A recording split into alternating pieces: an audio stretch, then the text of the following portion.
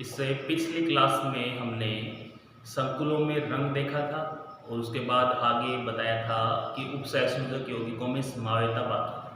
तो अब उपसय संयोजक यौगिकों में समावेता देखते हैं। नेक्स्ट इस चैप्टर में आगे पॉइंट है समावेता।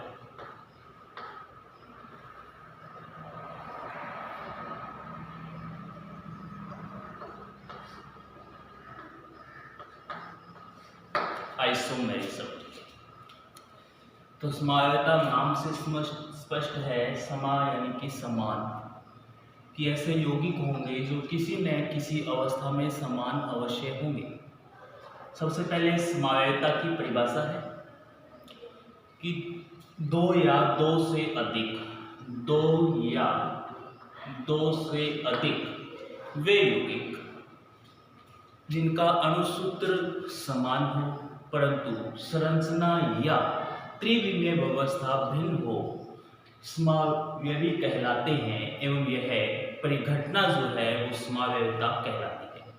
परिभाषा है कि दो या दो से अधिक यौगिक जिनके अणुसूत्र समान हो परंतु उनकी संरचना या त्रिविमीय व्यवस्था भिन्न भिन्न हो, तो यह एक दूसरे के संरचनात्मक समावयवी एवं यह परिघटना जो है क्या कहलाती है, समावयवता।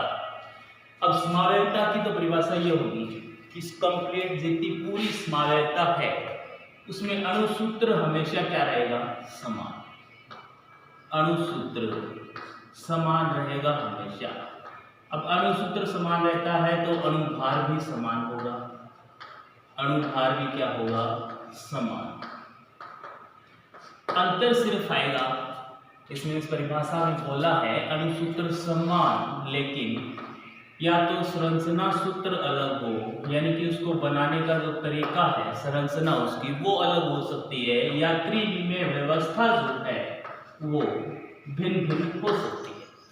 इन दो आधार पर समावेता में परिभाषित करेंगे। तो समावेता की तो परिभाषा होगी कि ऐसे दो या दो से अधिक यौगिक जिनके अणुसूत्र समान हो परंतु संरचना या त्रिविमीय व्यवस्था भिन्न हो, तो एक दूसरे के समावयवी कहलाते हैं और यह घटना समावेता कहलाती है। अब समावेता जो इस चैप्टर में अपने उपसय संयोजक यौगिकों में है वह है दो प्रकार। समावेता जो है दो प्रकार की दी गई है। एक तो दी गई है संरचनात्मक समावेता, संरचनात्मक समावेता, और दूसरी एक दी गई है त्रिविमीय समावेता। एक तो है संरचनात्मक समावेता और एक है त्रिविमीय समावेता। समावेता की परिभाषा होगी, उस परिभाषा को जोड़कर नई परिभाषा बनानी है संरचनात्मक समावेता की। संरचनात्मक समावेता की परिभाषा बनाई। इसकी परिभाषा बताई, दो या दो से अधिक यौगिक जिनके अणुसूत्र समान हो लेकिन संरचना या त्रिविमीय व्यवस्था भिन्न भिन्न हो, एक दूसरे के समावयवी, और यह घटना समावयवता। तो इनमें से अणुसूत्र तो समान है, समावयवता ये भी एक प्रकार की समावयवता है। सब तो इसमें भी समावयवता है।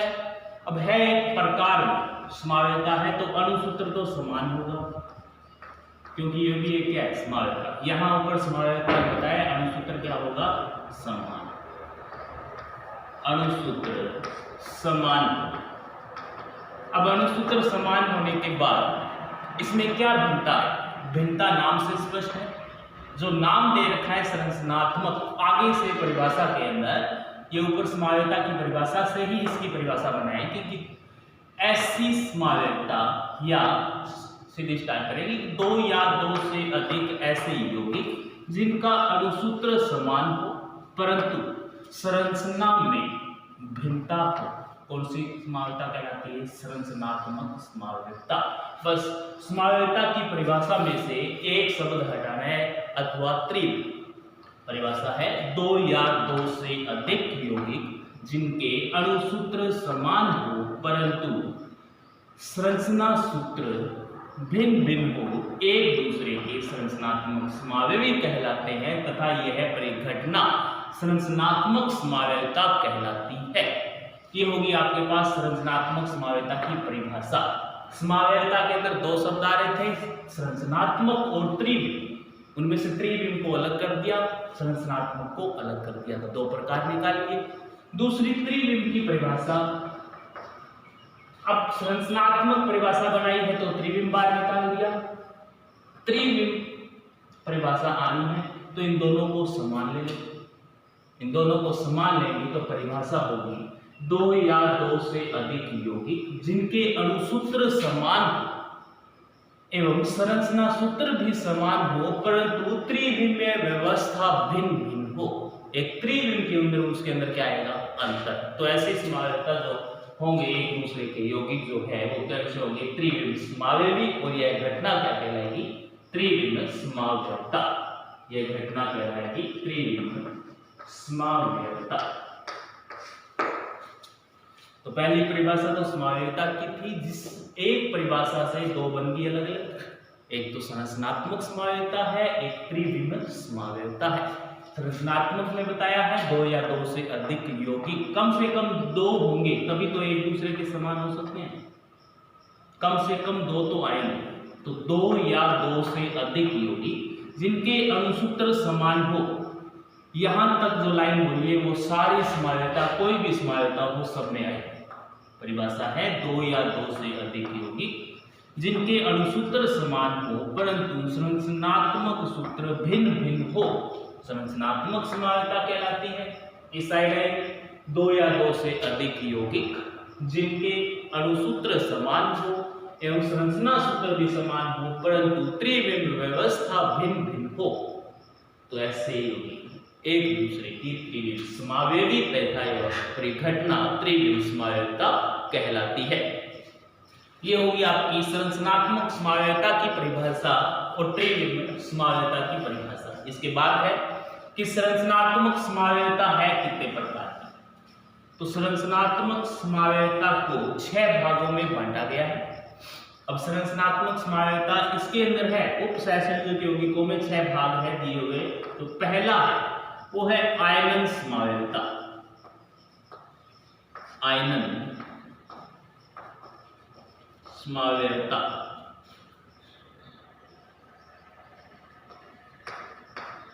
दूसरा है हाइड्रेट समावेयता, हाइड्रेट समावेयता। तीसरा है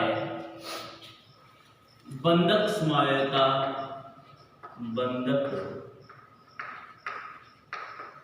समावेयता। चौथा है उप सहसंयोजक समावेयता, उप सहसंयोजक समावेयता। पांचवी है लिगैंड समावेयता, लिगैंड समावेयता। और छठा इसका जो प्रकार है वो है उप सहसंयोजन स्थिति समावेयता। छठा है उप सहसंयोजन स्थिति समावेयता।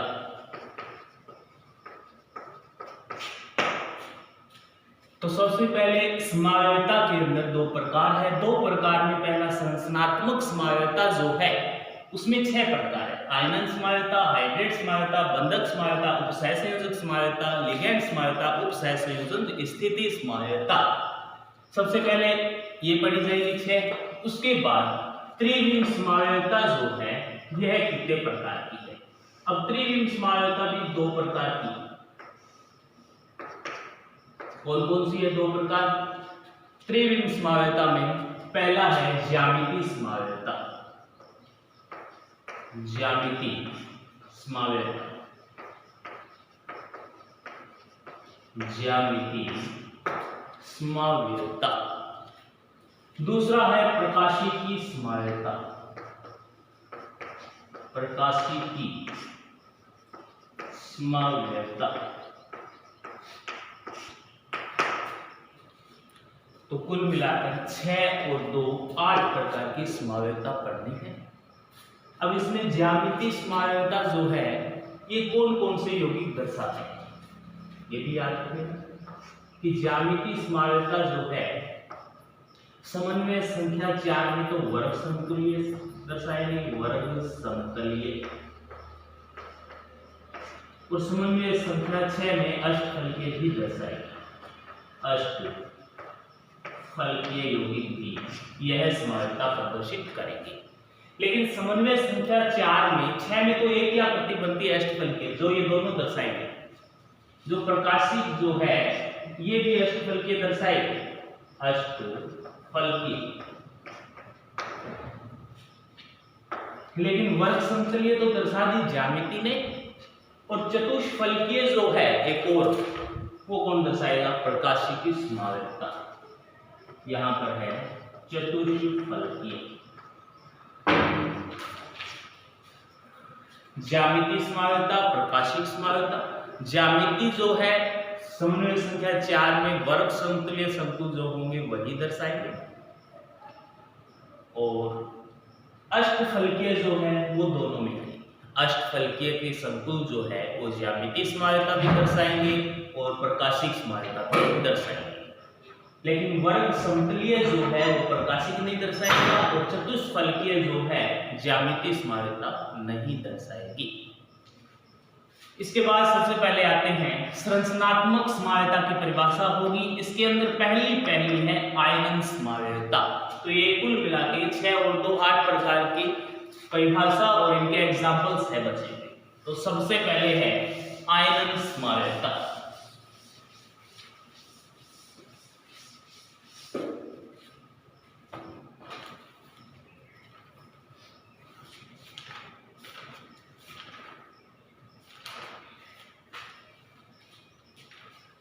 पहला है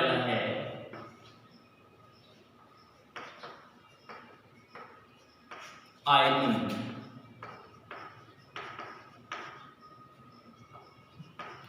समावयव। सबसे पहले परिभाषा में यहां से स्टार्ट कर देंगे कि अपने को पता है ये प्रकार है किसका, समावयवता के अंदर संरचनात्मक समावयवता का प्रकार है। तो यहां से या तो सीधे स्टार्ट कर दो या शुरू से स्टार्ट कर देंगे कि 2 या 2 से अधिक यौगिक जिनके अणुसूत्र समान हो परंतु संरचना सूत्र भिन्न भिन्न हो एवं जिनमें आयन करने पर पृथक पृथक आयन देते हो तो आयनन समावयवी कहलाते हैं एवं यह परिघटना आयनन समावयवता कहलाती है। या यहां से स्टार्ट करेंगे कि ऐसे संरचनात्मक समावयवी का प्रकार है, इसलिए स्टार्ट कर देंगे कि ऐसे संरचनात्मक समावयवी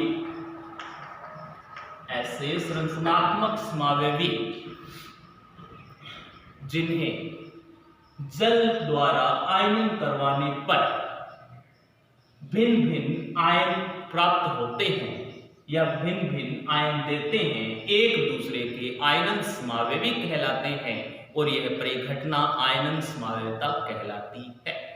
सीधी सी बात, आयनन करवाना है, जो यौगिक आपको संकुल दिया गया है उसके आयन देखने हैं 2 प्रकार जो है, यदि उन दोनों में अलग अलग आयन दे रहे हैं तो ये दोनों जो है एक प्रकार से क्या होंगे, एक दूसरे की आयनन समावयवी।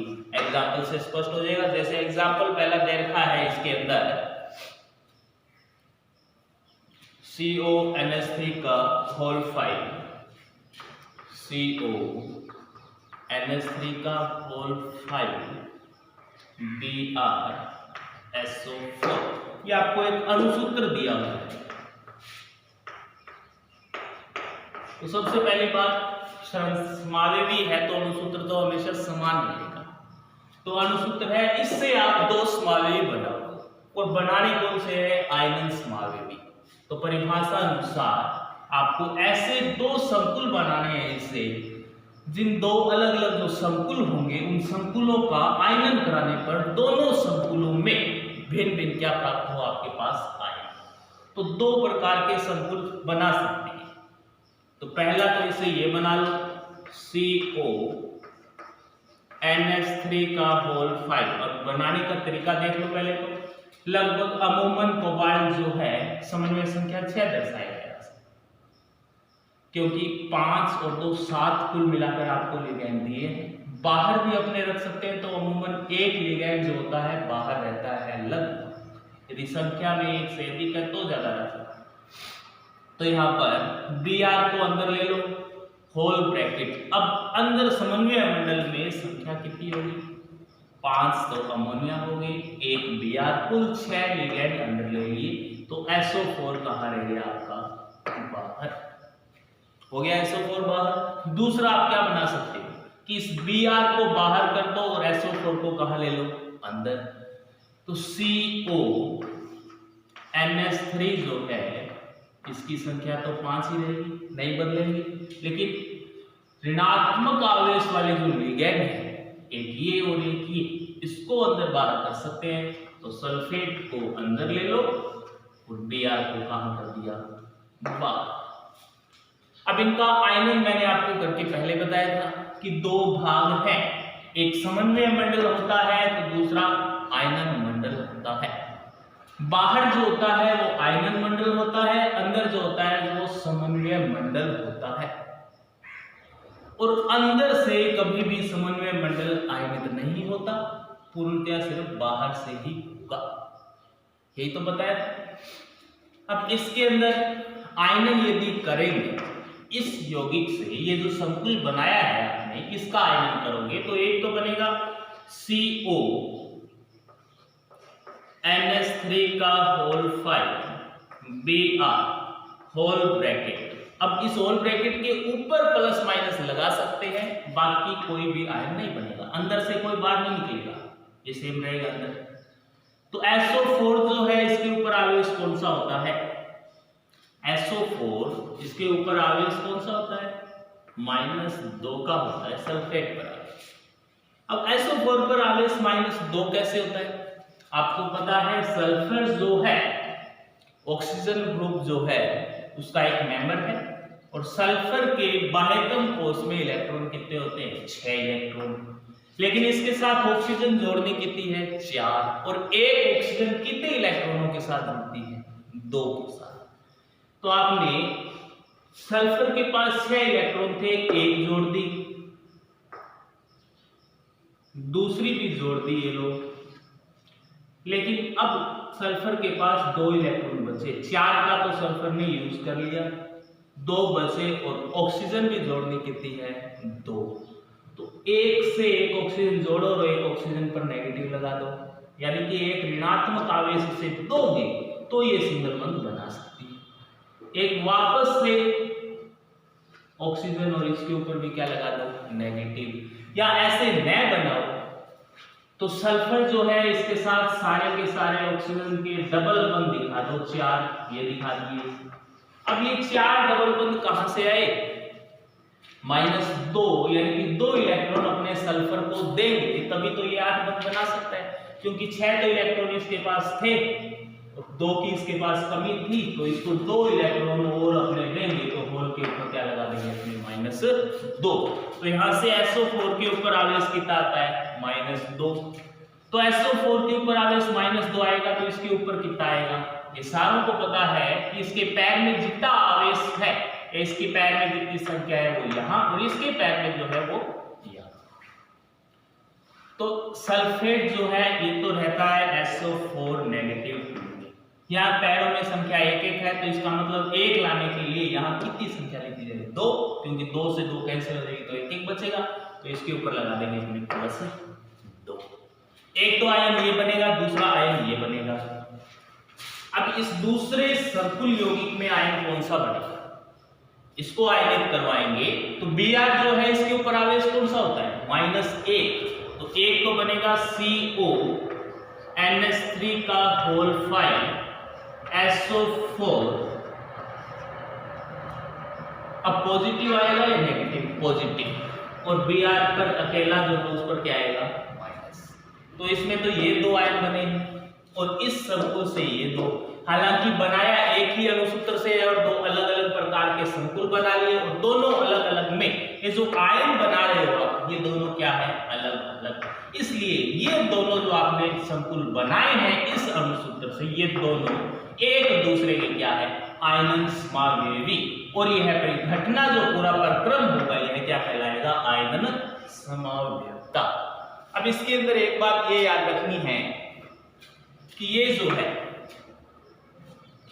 यह समावयवी जो है जिसने ये दो आयन दिए हैं यह है BaCl2 के साथ अभिक्रिया कर सफेद रंग का BaCl2 के साथ, और किसी के साथ नहीं करवाना, बेरियम क्लोराइड जो है उसी के साथ BaCl2 के साथ सफेद रंग का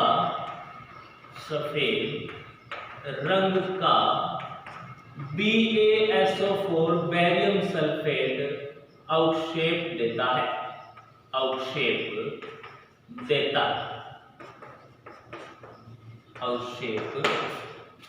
है, बैरियम सल्फेट BaSO4 का अवक्षेप। ठीक है, अब कैसे देगा? क्योंकि अभिक्रिया आपने किससे करवाई है? BaCl2 के साथ अभिक्रिया करवाओगे, और आपको पता है ये आयन के कौन कौन से दे रहे हैं, एक ये और एक ये। तो आपके पास ये आयन जो है इसके द्वारा प्रतिस्थापित हो जाएगा। Cl2 जो है यहाँ आ जाएगा इसके पास, और SO4 जो है किसके साथ जुड़ेगा? Ba के साथ।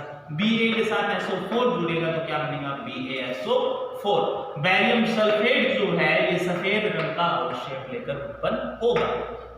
किसके साथ अभिक्रिया करवानी है? बैरियम क्लोराइड के साथ। इसके बाद है ये वाला जो एग्जांपल CONS3 का 5SO4 Br, जिसमें Br को आपने बाहर रखा है, या जिसमें ब्रोमीन जो है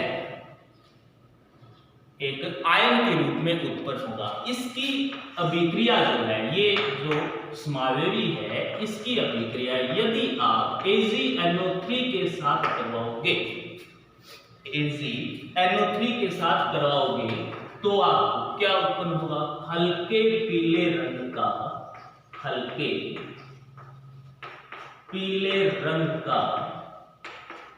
अब Ag है ये किसमें टूटेगा?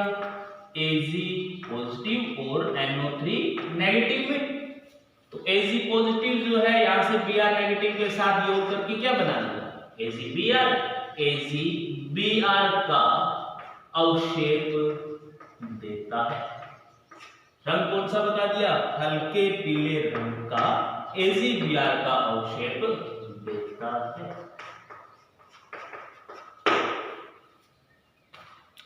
ये होगी आपकी आयनन समावयवता। क्या बताया आयनन समावयवता में? सबसे पहले परिभाषा है कि ऐसे संरचनात्मक समावयवी जिनका आयनन करवाने पर भिन्न भिन्न आयन देते हों एक दूसरे के आयनन समावयवी कहलाते हैं, तथा यह परिघटना आयनन समावयवता कहलाती है। होगी परिभाषा के बाद आपको ये अणुसूत्र मिला CONS3 का 5 BrSO4। ये एक अणुसूत्र जो है, इस अणुसूत्र से आपको यौगिक बनाने हैं। अब जरूरी नहीं कि ये आए, यहाँ तक की घटना जो है अवश्य आनी चाहिए कि आपको अलग अलग जो है आयन बनाने आने चाहिए। अब ये यौगिक है, एक ये बना लिया, दूसरा ये, इन दोनों यौगिक से आयन बनाए हैं अलग अलग आयन बनते ही ये स्पष्ट हो जाता है कि ये दोनों एक दूसरे के क्या है? आयनन समावयवी। इसमें एक दूसरा एग्जांपल देख लीजिए।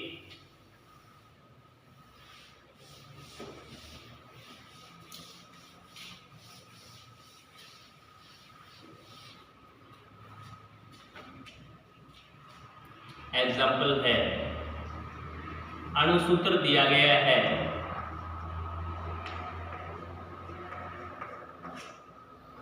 अणुसूत्र है 80 NH3 का होल 4 Cl2Br2। अब इसकी आपको समावयवी बनानी, कौन से बनाओगे? सेम वही प्रोसेस है, बस आयनन करके आपको दिखाना होगा। नीचे कोई भी अभिक्रिया नहीं बतानी कि ये कौन सा अवक्षेप देगा, ये कौन सा देगा, सिर्फ आयनन करके बताना है लास्ट में कि इसका ये आयन है, इसका ये आयन। यदि आयनन दोनों के अलग अलग प्राप्त हुए आपको आयन, तो दोनों एक दूसरे के कौन से हो जाएंगे?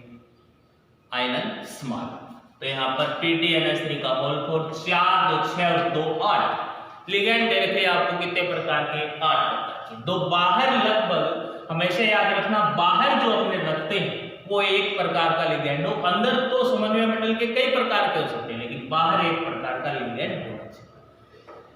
तो अब इसके अंदर PT, सबसे पहले PT प्लेटिनम धातु होगी, 4 और 2 6, अमूमन अपने 6 तक का ही पढ़ा है, 7 समन्वय संख्या का नहीं पढ़ा।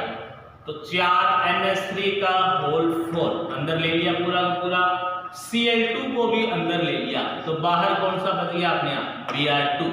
दूसरा एग्जांपल बनाएंगे, उसके अंदर Br2 को अंदर ले लो और Cl2 को कहां निकाल दो, बाहर।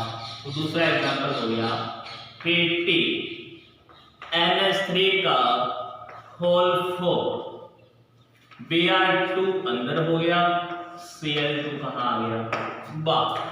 हो गए दोनों एग्जांपल।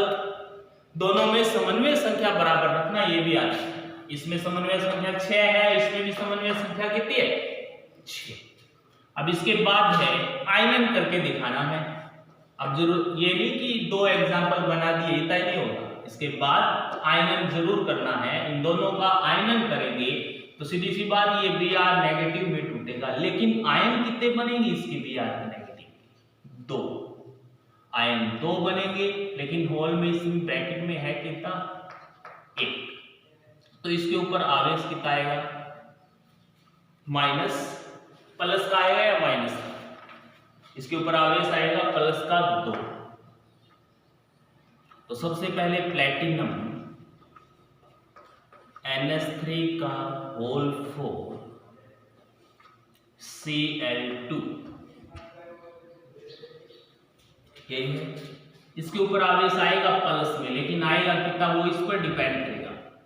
ये यहाँ पर या तो ये देख लो कि Br जो है इसकी संख्या कितनी दे रखी है आपको, 2, और एक Br पर आवेश कितना होता है, -1। तो 2 पर कितना हो गया, -2। यहां पर कितना लगाना पड़ेगा, +2, और यहां पर Br माइनस, लेकिन ये Br संख्या कितनी बनेगी इसकी, 2। यही तो होगा। प्रकार के पूछे तो 2 प्रकार के आयन हैं, लेकिन कुल आयन कितने हैं, 2 ये बन गए और 1 ये, कुल कितने हो गए, 3। ये बताएंगे। सेम इसी के अंदर है कि प्लेटिनम NS3 का होल 4, इसमें Br2 अंदर है, 1 Cl पर आवेश -1, 2 पर -2, तो इस प्रकार यहां पर कितना लगाना पड़ेगा, +2। तो ये लगा दिया आपने +2। यहां पर Cl पर कितना, माइनस, तो यहां कितना आएगा, 2। संख्या 2 है ना इसकी, तो ये हो गए इसके आयनन। यहाँ Br है, यहाँ Cl है, यहाँ Cl अंदर है, यहाँ अंदर कौन है, Br। तो दोनों अलग अलग क्या हो गए आपके पास आयन, अलग अलग आयन है, तो ये दोनों एक दूसरे के क्या हो गए, आयनन समावेश, और ये घटना क्या कहलाएगी, आयनन समावेशता। ये होगी आपकी आयनन समावेशता 1 नंबर तक। इसके बाद दूसरी समावेशता बताई थी हाइड्रेट समावेशता। पहली आयनन होगी, दूसरी है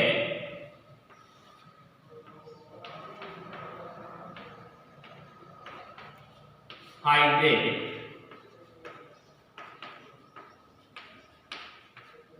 समावेशता।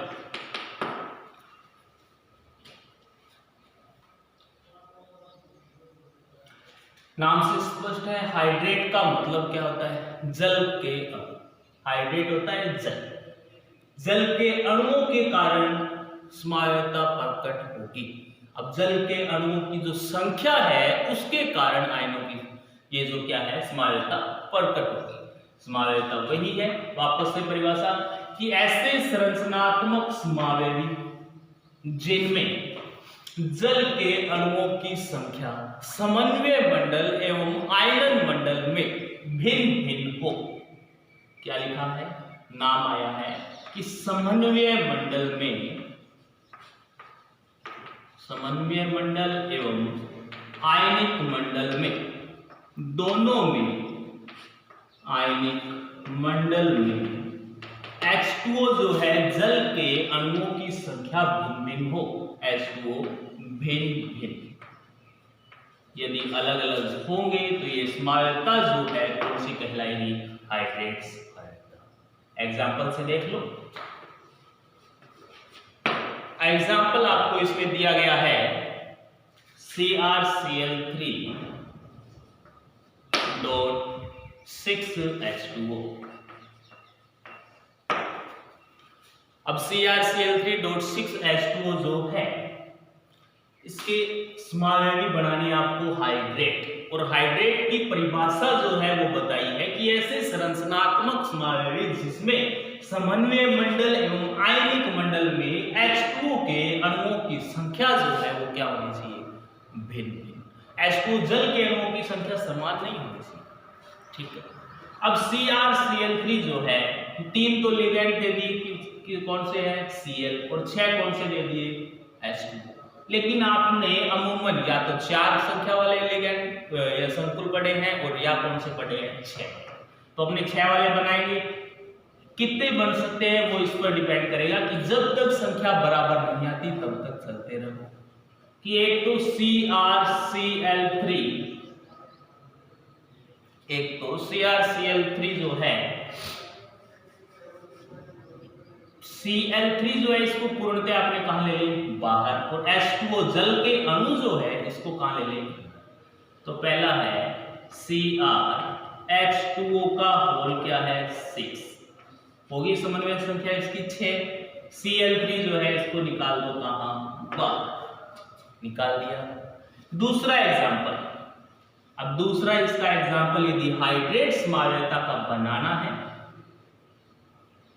तो H2O जो है उसे कहां ले जाना पड़ेगा? अपने को बाहर। संख्या अलग अलग करनी पड़ेगी। H2O की यहां संख्या 6 है, इस बार यहां संख्या कितनी कर दो? 5। CrH2O की संख्या तो 5 कर दी। यदि 5 करोगे तो समन्वय संख्या तो सेम रखनी पड़ेगी ना 6 रखने के लिए एक Cl को कहां लाना पड़ेगा? अंदर। इसमें समन्वय संख्या कितनी होगी? 6। लेकिन अब बाहर कौन हो गया? एक तो H2O है और साथ में कौन है? Cl2। यही तो है। पहला जो एग्जांपल या पहला जो समावयवी आपने बनाया था उसमें अंदर H2O की संख्या थी, बाहर 0 थी। दूसरे में अंदर 5 है, बाहर कितनी है? 1। तीसरा इसका बनेगा Cr, एक और बाहर ले जाओ और एक Cl और को अंदर ले आओ। H2O कितने रह गए? 4, और Cl अंदर कितने आ गए? 2। 4 और 2 6। समन्वय संख्या समान रखनी है हमेशा। अब Cl बाहर तो कौन रह गया? अकेला Cl। एक रह गया, एक अंदर ले आए, और H2O कितने हो गए? 2 H2O। यही तो है। इसके बाद लास्ट में यदि चौथा समावयवी बनाने की सोचेंगे तो एक O H2O को कहां ले जाना है? बाहर। और Cl को कहां लेकर आना है? अंदर। कोशिश कर लेते हैं। CrH2O का होल 3। Cl भी कितने हो जाएंगे संख्या में? 3। और बाहर Cl समाप्त हो गए और संख्या में जल के अणु कितने रहे? 3। लेकिन परिभाषा में कहा था कि ऐसे संरचनात्मक समावयवी जिनमें समन्वय मंडल एवं आयनन मंडल में जल के अणुओं की संख्या भिन्न भिन्न हो, एक दूसरे के हाइड्रेट समावयवी तथा यह समावयवता हाइड्रेट समावयवता कहलाती है। तो इसके अंदर 6 जल के अणु यहाँ हैं और यहाँ है 0, इसमें 5 और इसमें 1, इसमें 4 और इसमें 2। लेकिन यहाँ आते ही जल के अणु समन्वय मंडल में भी 3 है और आयनन मंडल में भी 3 है, तो दोनों में जल के अणुओं की संख्या समान होगी। तो यह जो है 4 नंबर एग्जांपल हाइड्रेट समावयवी नहीं हो सकता। ये तीनों जो है एक दूसरे के क्या होंगे? हाइड्रेट समावयवी। हाइड्रेट समावयवी।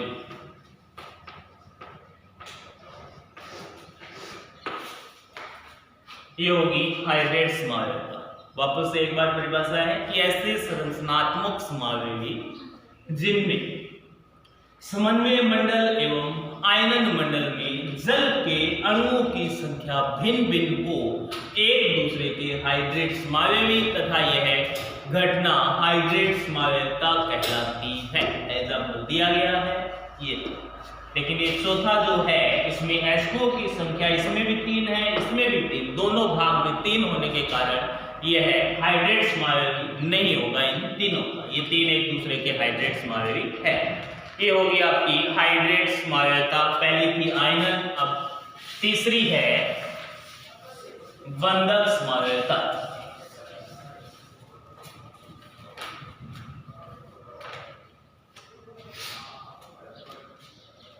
तीसरी है बंधक समावयवता।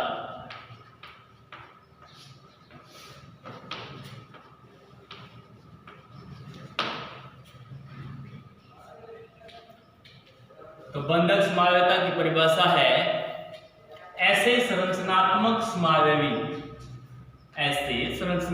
समावयवी जिनमें एक दंतुक लिगैंड उभय दंतुक लिगैंड हो। अब उभय दंतुक लिगैंड पहले बताया गया है जिसमें एक समय में एक ही दाता परमाणु लिगैंड के साथ जुड़ा होगा, लेकिन एक से अधिक उसमें दाता परमाणु होंगे। तो परिभाषा है बंधक समावयवता की ऐसे संरचनात्मक समावयवी जिसमें एक दंतुक लिगैंड उभय दंतुक लिगैंड हो, एक दूसरे के क्या कहलाते हैं? बंधक समावयवी। और यह घटना क्या कहलाती है? बंधक समावयवता। इसका एग्जाम्पल दिया गया है Cr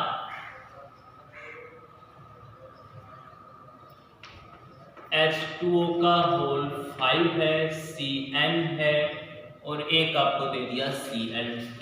ये आपको अणुसूत्र दिया गया। अब इस अणुसूत्र से आपको बनाने हैं इसके समावयवी। दो समावयवी बनाएंगे अपने। अब इसमें ये देखना है सबसे पहले इसके बंधक समावयवी बनाने के लिए कहा है, तो सबसे पहले उभय दंतुक लिगैंड यदि है इसमें कोई तो ये दर्शाएगा, अन्यथा नहीं। ये आपका उभय दंतुक लिगैंड Cn साइनो है, Nc उल्टा करोगे दूसरा। तो सबसे पहले इसकी दो एग्जांपल बनाएंगे। एक तो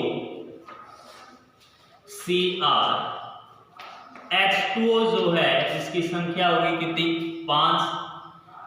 एक बार तो ले लिया Cn, 5 और 1 तो 6, होल ब्रैकेट क्लोज। Cl2 को रख दिया बाहर। अब जो बाहर है उसे बाहर ही रखना है, बंधक समावयवता। लेकिन इनका जो दाता परमाणु है वो क्या करना है? आपको बदलना है, दाता परमाणु को बदलना है। दूसरा वापस से बनाओगे तो Cr H2O का होल 5, Cn की जगह इस जगह अपने लिखेंगे Nc आइसोसाइनो। यहां पर तो साइनो है Cn और इसके अंदर क्या कर देंगे? उल्टा आइसोसाइनो। यहां पर कार्बन दाता परमाणु था और यहां पर दाता परमाणु कौन हो जाएगा? नाइट्रोजन। बाहर कौन है? वापस से Cl2।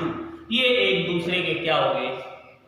बंधक समावयवता, बंधक समावयवी। और ये घटना क्या होगी? बंधक समावयवता। परिभाषा के अनुसार, जो परिभाषा में कहा गया है उसके अनुसार चलेंगे तो परिभाषा है ऐसे संरचनात्मक समावयवी जिनमें एक दंतुक लिगैंड उभय दंतुक लिगैंड हो, एक दूसरे की बंधक समावयवी। और यह घटना बंधक समावयवता कहलाती है। एक तो एग्जांपल ये हो गया इसका। दूसरा इसका अणुसूत्र है, एक और अणुसूत्र जो दिया गया है वो है CO NH3 का होल 5 NO2 Cl। अब इससे दो एग्जांपल बनाने हैं बंधक के। तो बंधक के एग्जांपल बनाने के लिए आपको अणुसूत्र दिया गया है यदि, तो सबसे पहले देखेंगे कि उभय दंतुक लिगैंड कौन सा हो सकता है। ये रहा NO2 के रूप में है तो नाइट्रो। यदि इसे ONO लिखेंगे तो हो जाएगा नाइट्राइटो। तो इसके दो एग्जांपल बनाएंगे। एक तो है CO NH3 का होल 5, अंदर अपने लेंगे NO2, बाहर रह गया कौन? Cl। अंदर समन्वय संख्या 5 और 1 6 होगी। दूसरा जो एग्जांपल बनाएंगे CO NH3 होल 5 NO2 जो है इसका दाता परमाणु बदल दो। इतनी देर तो नाइट्रोजन था, अब इसमें दाता परमाणु जो है वो क्या कर देंगे, ऑक्सीजन। तो इसको लिखेंगे ONO Cl2। तो इसमें नाइट्रो दाता यौगिक है एक लिगैंड के रूप में, और इसमें लिगैंड कौन सा है, नाइट्राइटो। इसमें साइनो है और इसमें कौन सा है, आइसोसाइनो। तो ये दोनों एक दूसरे के क्या है, ये दोनों भी एक दूसरे के बंधक समावेवी, और ये घटना परिघटना पूरी जो है क्या है, बंधक समावेविता। ये होगी आपकी पहली एक आयनन समावेविता संरचनात्मक में, दूसरी हाइड्रेट और तीसरी बंधक। 3 होगी आगे वाली नेक्स्ट क्लास।